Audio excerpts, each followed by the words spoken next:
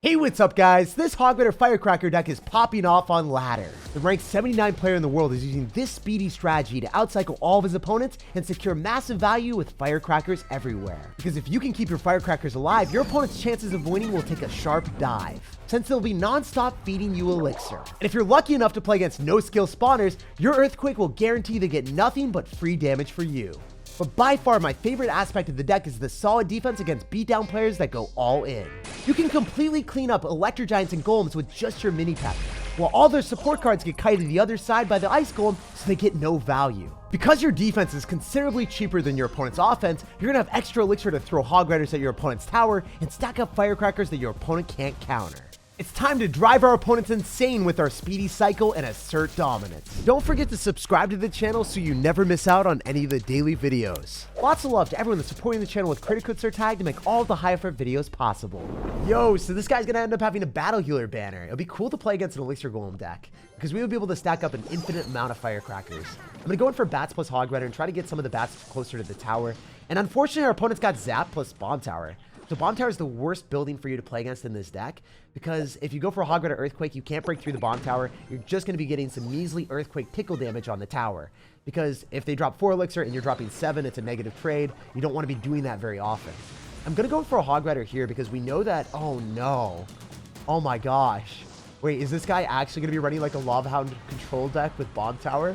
That would be one of the biggest jokes in existence. All right, we got to find a way to win this. I know that the Skeleton Dragon isn't going to do that much damage, but I can't afford to eat anything here. The fact that he's going to have Zap and Arrows against our deck is ridiculous. This will be the hardest matchup I've ever played against with this deck. I really want to win it. We know that the Firecracker will fulfill her work on the left-hand side, and the mini pack is putting in mad damage in the right too. Maybe we're all right. Maybe we can put up a fight. Maybe we're going to be able to sleep good tonight with a dominant W against the hardest matchup in Clash Royale's existence. The guy's going to go in for Rascals, which is pretty interesting to me. I'm going to log here so we can keep the Firecracker alive a little bit longer. We know he's going to save the Bomb Tower for the Hog Rider. Oh no! It seemed like the Rascal was out of range of the Firecracker, so I thought I could measly like finagle a Hog Rider in front of that and then keep our Firecracker alive. But the Rascal was in range of the Firecracker somehow. That's so lame. Oh man. So I don't know what happened there, but I thought the Firecracker was far enough away after she ended up blasting herself back. All right, so we're gonna go in for another Firecracker in the back, and then I'm gonna go for Ice Golem, Skeletons. You guys know the deal. I genuinely do want to do some dual lane pressure. Okay, so what we're gonna do is we're gonna go Ice Golem, Bats, and Hog Rider on the left, and drop a mini P.E.K.K.A on the right, and that's my game plan. So I hope this works because he's going to be down a considerable amount of elixir. And obviously, if he goes in for anything to counter the mini P.E.K.K.A, then he's not able to save the tower on the left. After dropping, you know, a Lava Hound, Skeleton Dragons, and then all of his units kind of in front of the Lava Hound, this might set us up for success. Also, the mini P.E.K.K.A is putting in mad work, potentially allowing us to 3-crown him if we get lucky. If we're able to cycle back to another session of bats, I might want to go for a Hog Rider and try to 3-crown as I was talking about before. We can potentially do that. All right, so we're going to go in for like a mini P.E.K.K.A in the back. And then we know that both the towers are going to start targeting on top of the balloon, so it's not going to be that big of a worry. So we're able to go on either side at this point. I'm maybe able to cycle 2 sessions of Hog Riders if we're lucky. So I'm going to Earthquake. I said I wouldn't do this very often, but I want to give our options of Hog Rider damage on the left still available. So we're going to go for Skellies here. I can cycle back to Bats, get another like Hog Rider right now, and then with the Firecracker coming down and the Ice Golem in the middle, he's going to have to Bomb Tower, but I don't know if he's going to. Okay, he does. So somehow I need to be able to kill this Lava Hound quick with Bats and make sure that I separate my stuff. We know he's not going to be able to do anything besides Skeleton Dragons because he just dropped his arrows. If he decides to go in for anything else, it'd be weird. Yeah, he's going to go Skeleton Dragons as expected. I think we can go in for a Hog Rider to slightly pull his units a little bit and then go for another Firecracker and go for Skeletons here. I need to keep up the offense or I'm definitely dead. He's probably going to go for arrows. I'm fully expecting that, so we're going to go in for Bats in the back, make sure that the Inferno Dragon is targeting that, and then we can go and waddle our way through with like an Ice Golem mini P.E.K.K.A potentially. He misses a zap on the Firecracker, and he has to go for a Bomb Tower on top of the mini P.E.K.K.A, which is exactly what we were expecting. Because without the Bomb Tower in cycle, how can he finish off the Firecracker? How is he able to stop the Hog Rider? The answer is, I don't think he can. The Hog Rider just needs one more hit and we walk with a win. Or we can just consistently spam more stuff with an Ice Golem tanking, and that will work out pretty well as well. Okay, I need to go for a Hog Rider in the middle, and then go for an Earthquake, and then cycle back to one more Earthquake. And I think I'm able to win then. Please, give me the win. Let's go. That's what I'm talking about. The guy legitimately had a Bomb Tower for our Hog Rider Earthquake, Zap for our Bats, and Arrows for our Firecracker, and we still came out on top. It just shows you if you play well enough with this Hog Rider cycle deck, it's literally unstoppable. All right, we got a game here, and this guy isn't going to be cycling a single thing. So you guys know the deal. We're going to take it to him and drop an Ice Golem plus Hog Rider. Okay, maybe we can split our bats to finish off the wall breakers. I've never really done this, but I think it works. Yeah, it does. We tested it out in our laboratory, so you guys don't have to. So we're going to be able to get a couple Hog Rider hits there as well. Wow. We decimated that hunter and his tower, taking him down 1,300 damage already. So all day long, we love this. If you guys haven't done this skeleton's placement, it does work against bandit to fully counter it 99% of the time. The only time it might not is if your opponent drops a unit on the other side like the hunter, but it still fully countered it. So for one elixir, you can shut down all of your opponent's stuff easily by utilizing skeletons into the aggressive play that our opponent did with the bandit. It's hard to commentate and play this at the same time because the guy's going to go be spamming wall breakers, goblin barrels, and then like spamming things every single second while I'm trying to communicate my positive elixir trade to you guys. He's never giving me any room to breathe out here. I don't appreciate that. All right, we're going to go in for an Ice Golem so then we can apply pressure on both sides. Because if he's going to be focused on activating King Tower here, then he won't be able to stop the Hog Rider. So he's not activating King Tower. He's just going to let the Firecracker do its thing. We're able to easily log, and I wonder if the Firecracker can put in the work against the bandit. My name is Barry Allen. Yo, the Firecracker's got the moves! I don't know if you guys saw that, but that was magical. No, no, no. Mini P.E.K.K.A, you had one job. Not to take that amount of damage. He's going to go Goblin Gang, but I don't have enough elixir. It's so unfortunate that I know my opponent's card cycle, but there's nothing I can do about it. Just sitting there and watching my Mini P.E.K.K.A self-destruct. So he's going to end up dropping his Hunter as his primary answer to our Hog Rider. As long as we can finish off the wall breakers with skeletons or Mini P.E.K.K.A, then we were able to get huge value with our Hog Rider against his Hunter. So that's what my game plan is going to be 99% of the time. I'm going to go bats here, and that will be okay against the Goblin Barrel. It's not necessarily the best. Go for a Firecracker on the Princess. It's going to be outside of harm's way. And I wonder if he's going to go Bandit. That's what I would do if I was him. So I'm going to go preemptive Skeletons on the Bandit potentially. Is the Firecracker? No, he logs. He saw so much stuff and he's like, Jake, I'm not falling for your trap card. He's even giving me the emote. He's like, yeah, thanks for the value. You know what? That's okay, man. We spread the love around. Oh, this is the worst log ever. I had Mini P.E.K.K.A in my hand, yet I did that. I don't know why. I guess I like giving my opponent good trades, just as I said before. So we're going to go in for a Firecracker, splash onto his units, Earthquake on offense because we don't want to be using our log anymore, ever. Please, bats, be enough. Yes! Bats, I appreciate you. You're the real ones out here. We're going to go for an Ice Golem to body block the Princess and see if he drops anything to protect the Princess. If not, then we can get away with Skeletons. He is going to be spamming like a crazy person. I can sense it happening real soon. So we're going to go for a log, and we will be able to finish off the rest of the cannon card quite easily. Then I can get an Ice Golem down. Maybe I can cycle multiple Earthquakes with another Hog Rider and finish off the Princess with some Firecracker splash damage if I'm lucky. So that'd be cool if the Firecracker would just splash onto the Princess. She's literally on her last leg. Do it. Do it. Finish the tower. Yo! That Firecracker with the ultimate Super Saiyan finishing blow. That was straight out of Dragon Ball Z. She blasted from the other side of the map to the tower for that win. That pop-off was better than 4th of July fireworks. All right, so jumping into the action. You guys know the deal. We're going to rush through with the Hog Rider and see if we can catch our opponent without a building or a counter in hand. So it's got to be a Mega Knight deck, right? Whenever we see Skeleton Barrel, Inferno Dragon, and Zap, it would be really weird to not see Mega Knight paired with this. Fortunately for us, the Zap is out of cycle, so I think it's in my best interest to go in for a Firecracker, maybe even go in for Skeletons afterward, and fully shut down the Inferno Dragon and get stellar counter push with a Firecracker Hog Rider. So he's got a Mega Knight right now, right? That is the only play he has available. Is he actually going to try to activate King Tower with bats? Is this how he wants to play? He just threw caution to the wind and threw away so much elixir to make that happen. I love the fact that the Mega Knight is going to die to a Mini P.E.K.K.A for only a measly amount of elixir for us as well. So if you guys don't do this already, I like Mega Knighting countering in the middle, dropping my Mini P.E.K.K.A there, because both towers are engaged. It doesn't necessarily matter to me that he's going to be able to get the jump on the Mini P.E.K.K.A. But if he jumps in the middle, then I have two towers targeting the Mega Knight, and it dies a lot faster. So that's the way that I outplay Mega Knight personally. And I also like the fact that not only do I get the advantage of more damage, but I also am having his units really far away from the river, so he can't support that with like a Goblin Gang, or maybe Spear Goblins to go and snipe my Mini P.E.K.K.A. So when I drop my Mini P.E.K.K.A in the middle, then obviously his units like Goblin Gang or whatever, I'm going to be able to snipe with my Log, my Firecracker, or other units, so then he's not able to get the better trade that he was looking for. So I'm going to make sure I go in for a Mini P.E.K.K.A here so Mega Knight doesn't jump again. Oh my gosh! The Firecracker! Dude, that's actually ridiculous. The Firecracker is sentient. She knows when the Mega Knight's going to jump. She's got the weather forecast ahead of her, and she's like, I'm not going to go down without a fight. There's a slight chance of precipitation, but it's solely going to be Mega Knight tears as we tear away his tower and 3-crown him so quick. So jump into the game here against someone with the Bob Ross Clash Royale banner. So we'll see what he's up to. He's going to go for Spear Goblins. A lot of times it's going to be a log bait deck. Sometimes it's even Mega Knight, right? We played against a Mega Knight deck earlier with the exact same strategy. Wait, no! Magic Archer Tornado. I hate this. I love it and hate it at the same time. I love playing it myself and I hate matching into it. He's going to activate King Tower with the Mini P.E.K.K.A. Oh, he missed it!